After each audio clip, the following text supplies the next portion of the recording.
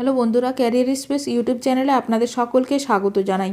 আশা করি আপনারা সবাই ভালো আছেন। আজকে এই মুহূর্তে শিক্ষক নিয়োগ সংক্রান্ত যে সবচেয়ে গুরুত্বপূর্ণ আপডেট উঠে এসেছে, বিস্তারিত সেই সম্পর্কে আলোচনা করব। তাই ভিডিওটি অবশ্যই শেষ পর্যন্ত দেখবেন নিয়োগ সংক্রান্ত অনেক নতুন নতুন আপডেট পাওয়ার জন্য। বন্ধুরা, শিক্ষা সংক্রান্ত ও চাকরি সংক্রান্ত সমস্ত রকমের লেটেস্ট আপডেট আপনারা এই চ্যানেলে পাবেন। তাই চ্যানেলটি এখনই সাবস্ক্রাইব করে রাখবেন এবং পাশে থাকা বেল আইকনটিকে অবশ্যই প্রেস করে রাখবেন পরবর্তী সমস্ত রকম লেটেস্ট আপডেটগুলো সবার আগে পাওয়ার জন্য। নবম থেকে দ্বাদশের শিক্ষক নিয়োগের বিজ্ঞপ্তি কবে দেবে কমিশন, যেটা জানালো স্কুল সার্ভিস কমিশন।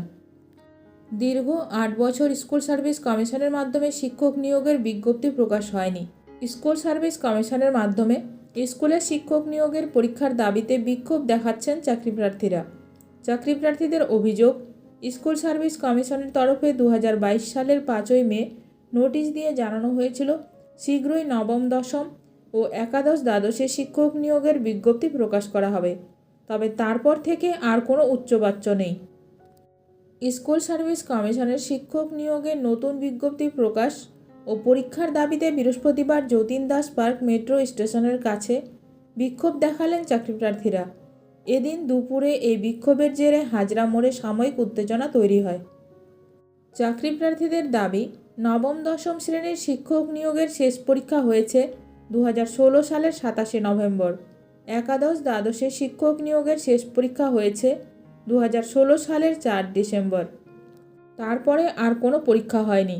আন্দোলনকারী চাকরিপ্রার্থীদের দাবি, প্রতি বছর হাজার হাজার পড়ুয়া বিএডের প্রশিক্ষণ নিচ্ছেন, কিন্তু পরীক্ষা হচ্ছে না। এ এক অসহনীয় অবস্থা।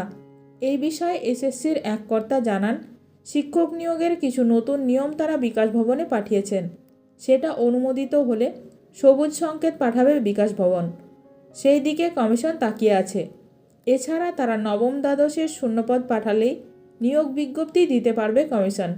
যদিও এই মন্তব্যে খুব একটা ভরসা পাচ্ছেন না আন্দোলনকারী চাকরিপ্রার্থীরা।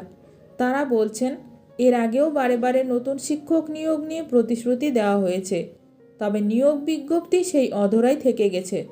যদিও শিক্ষামন্ত্রী ব্রাত্য বসু বারে বারে দাবি করেছেন, স্বচ্ছভাবে নিয়োগ প্রক্রিয়া পরিচালনা করবে রাজ্য। এখন দেখার বিষয় রাজ্য সরকার কত দ্রুত নিয়োগ প্রক্রিয়া শুরু করেন। ভিডিওটি ভালো লাগলে অবশ্যই লাইক করবেন। আজকের ভিডিওটি এখানেই শেষ করলাম। নতুন কোনো আপডেট নিয়ে দেখা হবে নেক্সট ভিডিওতে।